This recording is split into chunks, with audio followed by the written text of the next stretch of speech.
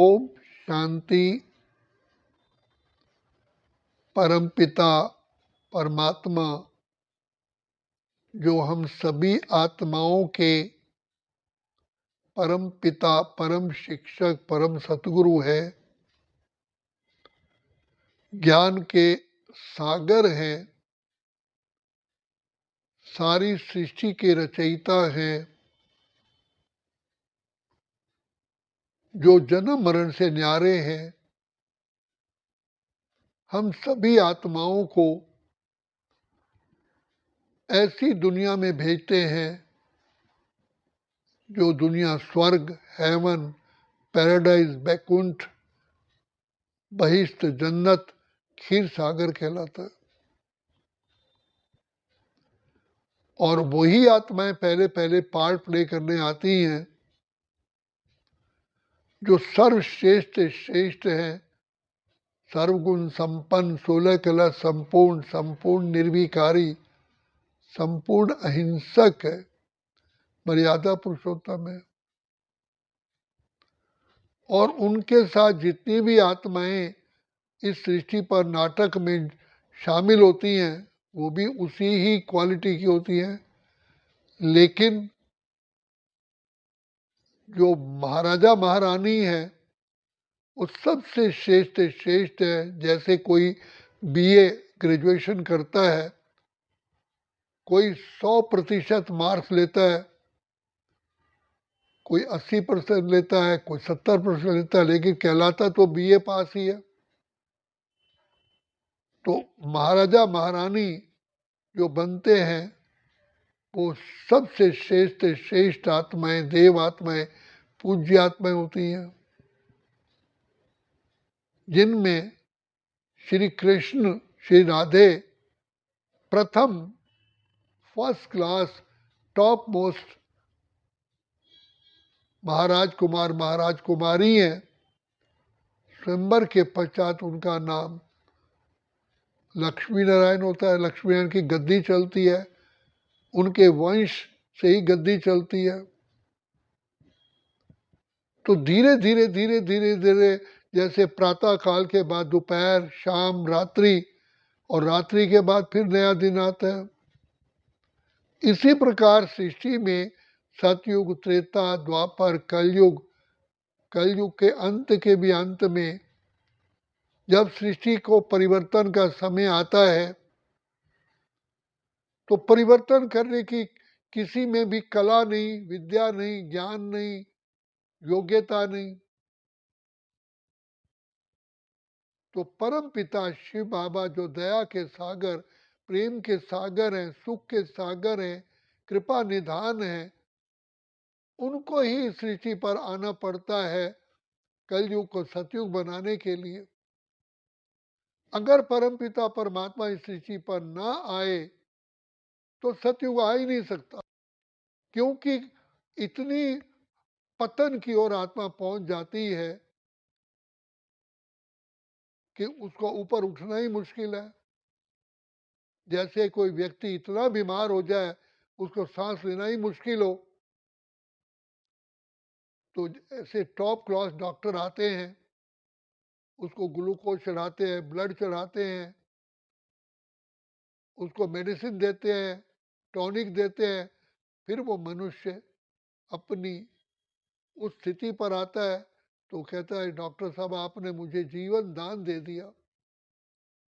इसी प्रकार परमपिता परमात्मा शिव बाबा कल्याणकारी, जगत के पिता, जगत के नियंता, इस सृष्टि पर कलयुग के अंत के भी अंत में आते हैं और पतित तमो प्रधान सृष्टि को पावन बनाने के लिए आत्माओं को ही ज्ञान देते हैं, आत्माओं को ही सुधारते हैं, क्योंकि आत्मा के सुधरने से सारा विश्व सुधरता है।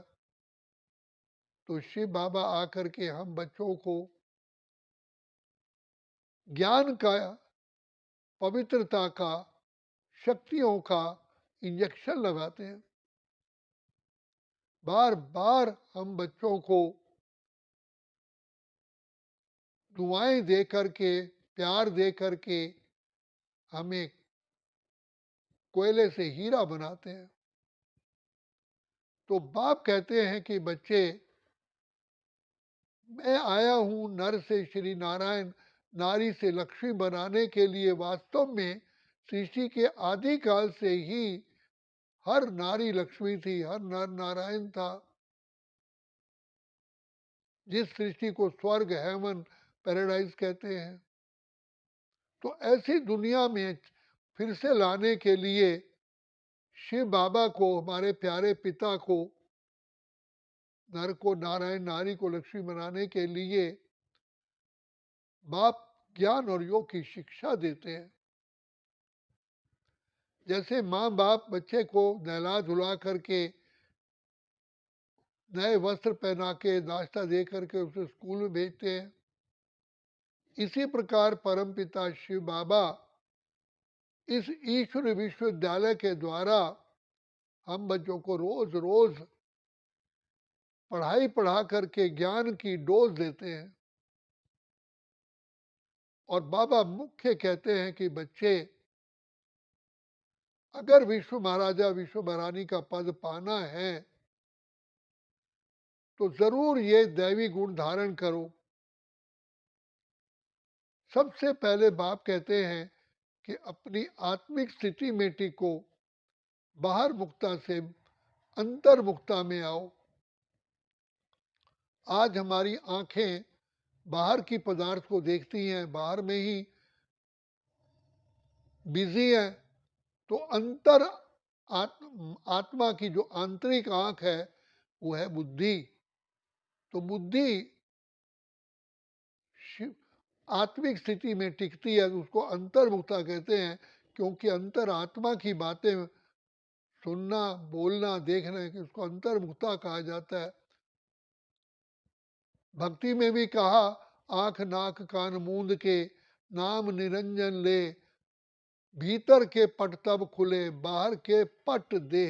माना बाहर के दरवाजे बंद करो, आंख नाक कान मुंह से जिससे हमारी शक्तियां खर्च होती हैं, उनको यूज ना करके शक्तियों को आंतरिक उन्नति में लाओ, आत्मिक सदगति में लाओ। क्योंकि कर्म करने वाली तो देह के द्वारा आत्मा ही है। मुंह नहीं बोलता, आत्मा बोलती है। मुंह से अच्छा शब्द निकलता है या बुरा निकलता है तो मुंह का दोष नहीं है, आत्मा का दोष।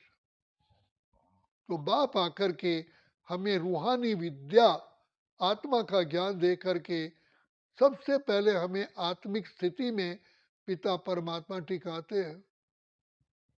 तो जैसे ही आत्मा आत्मिक स्मृति में आते हैं तो आत्मा के गुण जो हैं, शांति, आनंद, प्रेम, सुख, पवित्रता, शक्तियां, वो प्रकट होते हैं।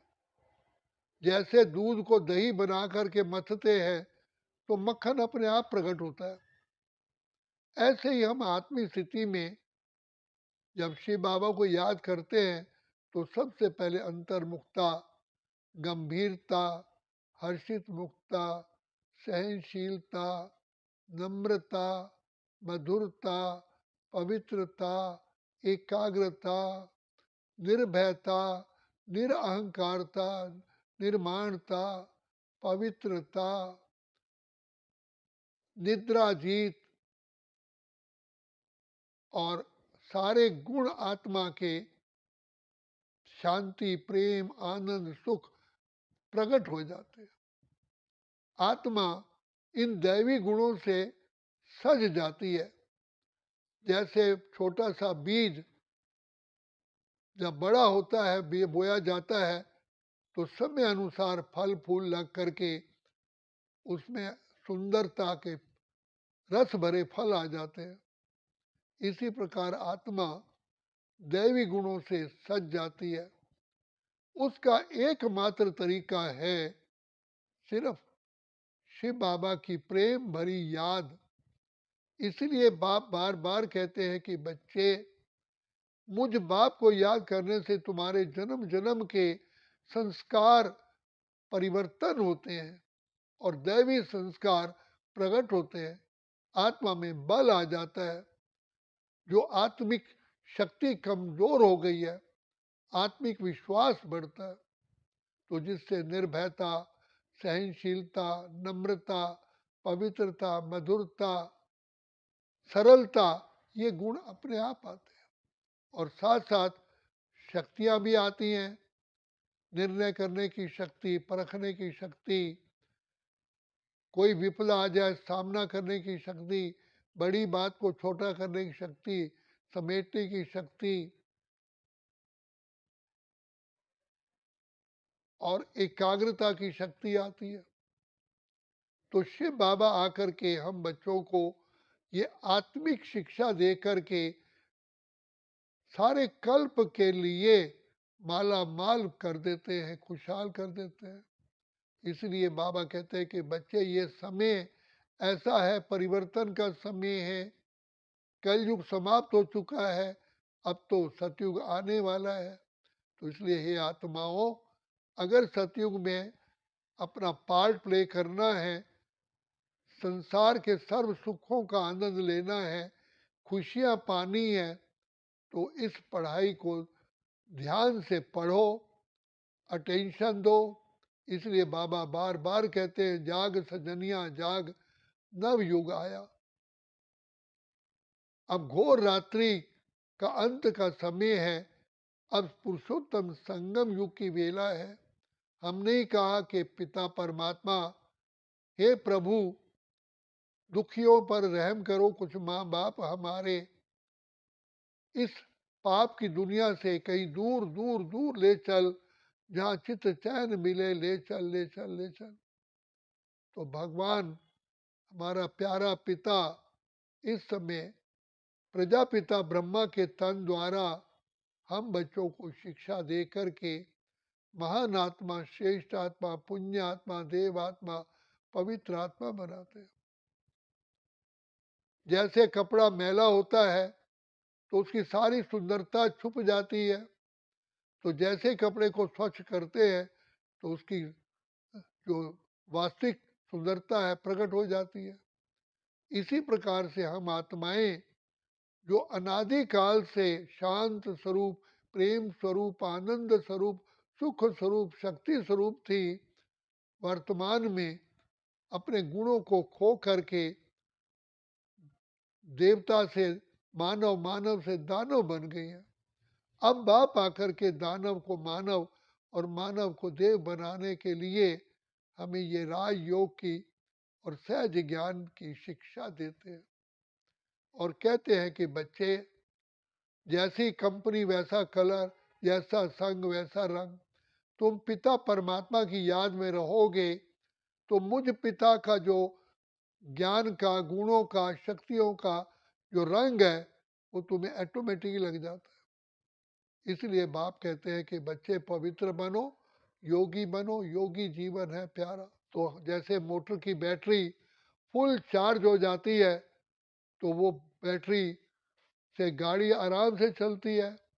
इसी ऐसे ही हमारी जीवन रूपी यात्रा सुखमय, आनंदमय, शांतमय, खुशियों भरी हो जाती है।